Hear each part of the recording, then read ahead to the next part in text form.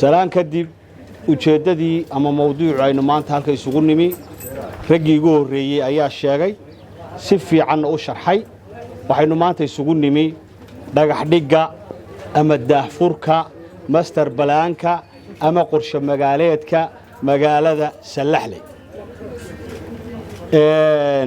muxuu qabanayaa master balaanku muxuu yahay maxaa faa'iido ku jirta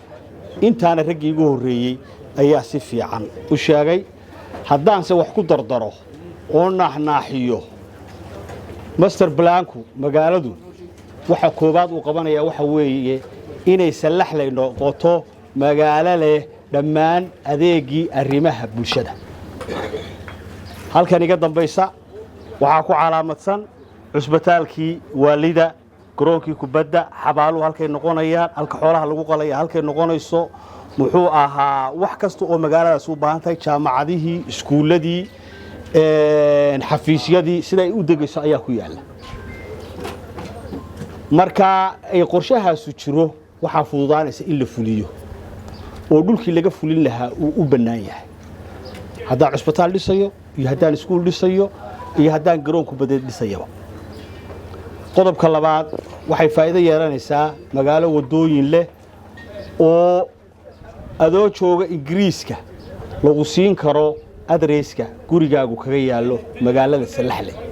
oo adoo aan ninna tilmaansan aad iman karto soo hor istaagi karto guriga lagu tilmaamay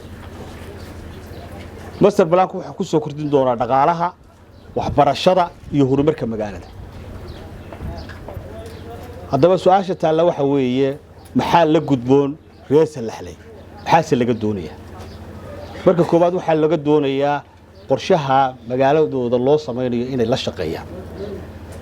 sidii agaasimo maxamed yuusuf buu sheegay waxa laga yaabaa wadada la sameeyaa inay sandaqadaada ku soo aado muwaadin waxa laga rabaa sandaqadaada iyo Salaxley waa muhiimad leh meel kale waad ka dhisan kartaa wadada hoos booskaad ka dhisan lahayd ku siin lahayd inaad banayso xagaftana u banayso sandaqadaada hadii ay martayna ay marto magaaladani waa magaalo weyn waa muhiim inay qorshe yeelataa anigu Salaxley maanta igu horeysa ilaa maalintan garaadsadani waa maqlay laakiin waxaan islahaa kulli iska magaalo yaro hadalkii ciida galaha buunbuuninayee tuulo yar baa tagaysaa laakiin waxaan nimi magaalo weyn laamiyale wax walba leh marka reer Salaxley waxaan rabnaa inaad la shaqeysaan master balaanka iyo qorshaha sidii agaasimo u sheegana waa magaaladii ugu horeysay ama degmadii ugu horeysay ee darajada Z ah ee laga fuliyo master balaan noocaas ah oo dhameystiran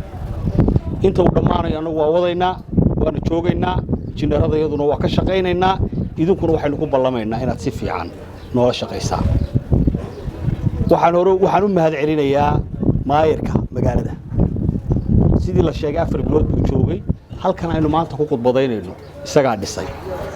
magaaladu khayriyad ma lahayn waxyaabo badan oo uu qabtay ninka waxaan jecelahay in la soo dhaweeyo master balaankan waxyaabo badan oo ku baxayana isaga qaba oo bixin doona intii ay ku dartay dawladda hoose Hargeysana maayir Cabdikariim uga mahad celinayna waxaan iyaduna doonayaa inaan u mahad celiyo gudida wadada aanu soo maray isu xilqaantay khayriga ah khayrka qaba wada fiican baanu soo maray iska wuxuu qabsay ku dhiseen iyaga wada inkastoo xukuumad ahaan aan aad ula shaqeyno oo wasaaradda hawla guud ahaan aanu aad ula shaqeyno beer kastoo aanu qorsheynayno dhul ugu daro uguna calaamadino laakiin waxa alxamdulillah in wixii aan u dhiibnay ay muuqdeen oo laamiyo qurux badan de aan soo maray iyo wixii ay ku dareenba inta kadib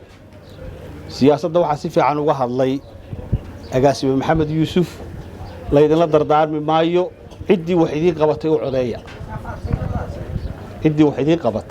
u codeeya waqtigeeda marka la gaaro aad iyo aad baan idinku mahad celinaynaa waan idin salaamaynaa wassalaamu calaykum waraxmatullaahi wabarakaatuh